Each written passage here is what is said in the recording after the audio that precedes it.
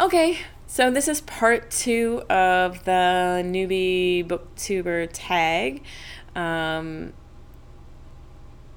yeah, so I'll just pick up right where I left off. Just so this doesn't also drag out to being 15 minutes. No one wants to, including myself. I'll probably never watch this again. But the next question is, when did you start reading? That kind of makes me laugh a little bit. Just because one of my very favorite book podcasts is it's called Three Books with Neil Pasricha. I can never remember if it's Pasricha or Pasricha. Anyway, which is bad because it's like one of my all-time favorite podcasts. But he did an interview with Malcolm Gladwell, and one of the things that has stuck with me from that interview is Malcolm Gladwell saying to him, and I honestly can't even remember the context. I just remember thinking, oh, he's so right about that. So Malcolm Gladwell says to him, nobody ever asks people, when did you start reading? That's not a question anybody asks, because we just assume that at some point you learned how to read, whether you learned when you were 3, or if you learned when you were 10, or if you learned when you were 16. We just assume that at some point you figured out how to read. And at the time, I thought, I kind of laughed to myself. And I thought, well, he makes a good point. My whole entire life, and I've been on the planet for several decades, no one's ever asked me that question. And then here we are just a few weeks after I heard that podcast, and there's that question: when did you start reading? So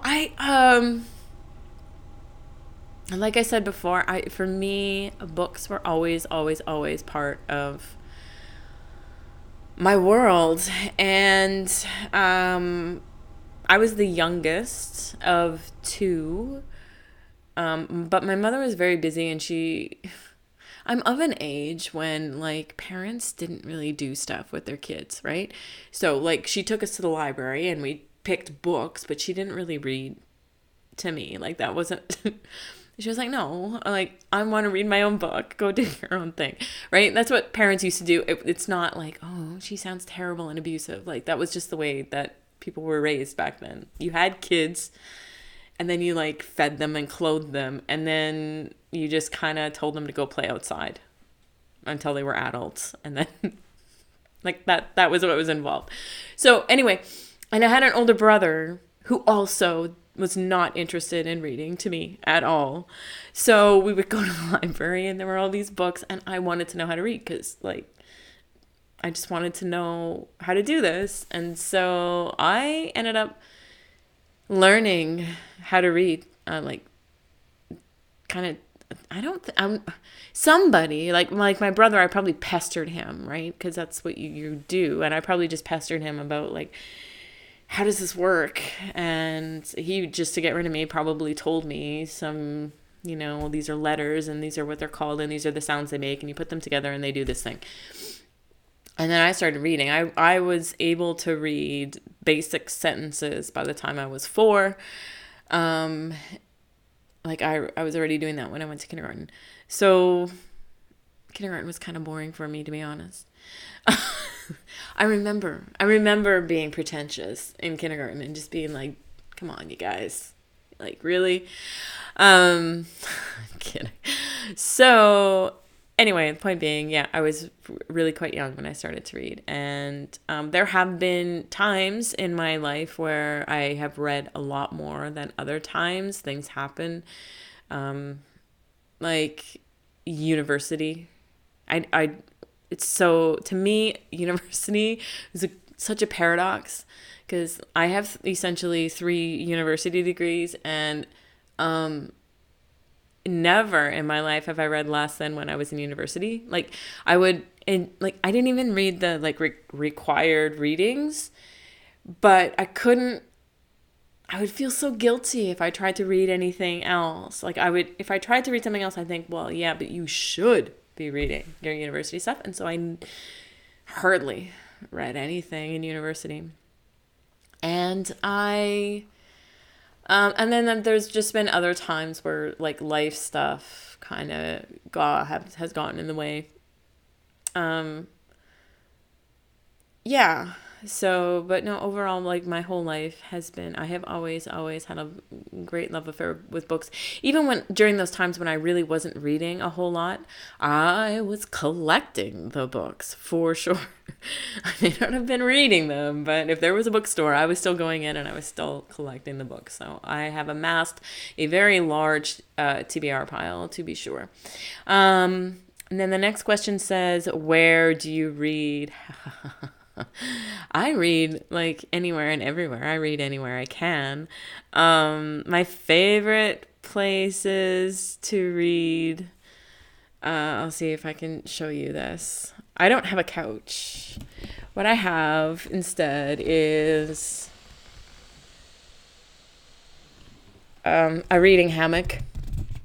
So I love reading in my reading hammock, especially if it's a sunny day, and then I like opening up the blinds and just lying there and the sun coming in, basking on me, make some tea. So I like reading there. I love reading in parks, on beaches. I like reading before I go to bed. I like reading. I feel like I'm a Dr. Seuss book. I will read it in the park. I will read it in the dark. I will read it anyway. So yeah, I I love reading on like trains and planes and like, you know, when I'm going places. Yeah, I actually really like that. There's nothing I can do. Don't have to feel guilty about not cleaning my house or not doing anything. If you're on a plane, there is literally nothing else you can do but read. It's just glorious. It's just this moment that's like, no, nobody can phone me. There is nothing else I should be doing except sitting on this plane reading. It's amazing. Yeah, anyway. And then lastly, it says, what kind of books do you like to read? So I just finally finished cataloging all of my books onto Goodreads. And it came up pretty much an even split. One category, I can't remember off the top of my head which one, but one category came up 3 books more than the other for fiction and nonfiction. For fiction books, I really like reading either historical fiction, but historical fiction based on actual historical characters, not like, oh, it's a period piece with, you know, it's a bodice ripper. Like, I don't do that stuff, and that's not like, if you're into that, power to you. That's awesome. It's just not my thing. I just really like imagined scenarios for actual historical figures. That's what I read for novels. Also, magical realism. I'm just such a sucker for magical realism. It's, yeah. That's pretty much, and that is like, honestly, my fiction selection. That's pretty much it, unless it has some kind of local interest for me. And then my nonfiction interests, they're pretty widespread. I'm pretty outdoorsy.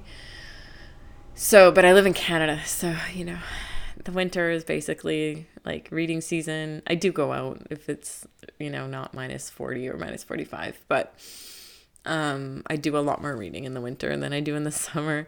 But that's actually not even totally true, because I get my summers off and I don't have access to technology, so it kind of bounces out, I guess. But for nonfiction, kinds of nonfiction I like to read is, like outdoor nature stuff, or outdoor adventure, like real stories about outdoor adventures. Explorers. I love reading about explorers and Yeah, like their journals and stuff. I love reading about that kind of stuff.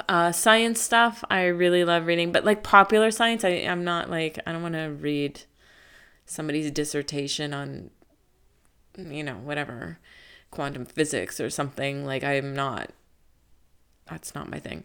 But popularized science for sure. Wordy sorts of things. Yeah, I think like I just finished reading a book like Word Freak. It was a really good book. You should read that book. What other kinds of books do I like reading? Anyway, that's a little bit of that. Like I don't know. I have pretty with the nonfiction, I have pretty wide open taste as long as it seems like it's going to be interesting. It's one thing that I kind of learned at a very young age. A friend of mine took me to visit her aunt and uncle, and we got into talking about books because they had these, I remember they just had this like massive bookshelf in their living room. So we got to talking about books. And he was a really big science fiction fan. And I said, oh, no, I don't do science fiction. Mm-mm. And he was like, what?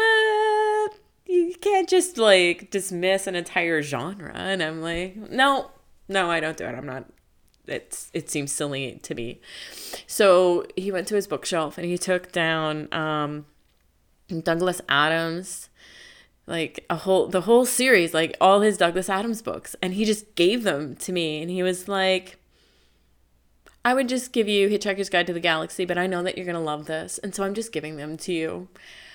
And just to change your mind about science fiction. And he totally did. And he opened up a whole other world for me. Like like Ray Bradbury, love Ray Bradbury. So there's certain types of pretty much every genre. If it seems like it's going to be good, I'll definitely give it a try. I'm not like, I don't like romance, like Daniel Steele kind of stuff. It's not my thing. And I have tried it and I'm just not interested. Mysteries, modern, contemporary mysteries, I'm not terribly into. I used to love Agatha Christie, like Miss Marple and that kind of thing. I was actually thinking recently that I want to get back into reading. I want to reread those and see if they're like held up for me. But for some reason, I don't know, modern, contemporary mysteries just mostly seem kind of violent. I don't know. I'm just not as interested in reading those anymore. But otherwise, I don't know how I launched into what I don't read. The question was, what do you like to read? So anyway, that's what I like to read.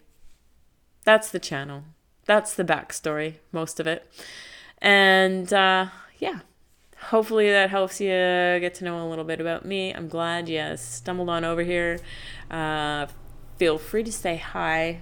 I don't bite. And I don't bite. I'm pretty friendly all around. Anyway, and yeah, happy reading.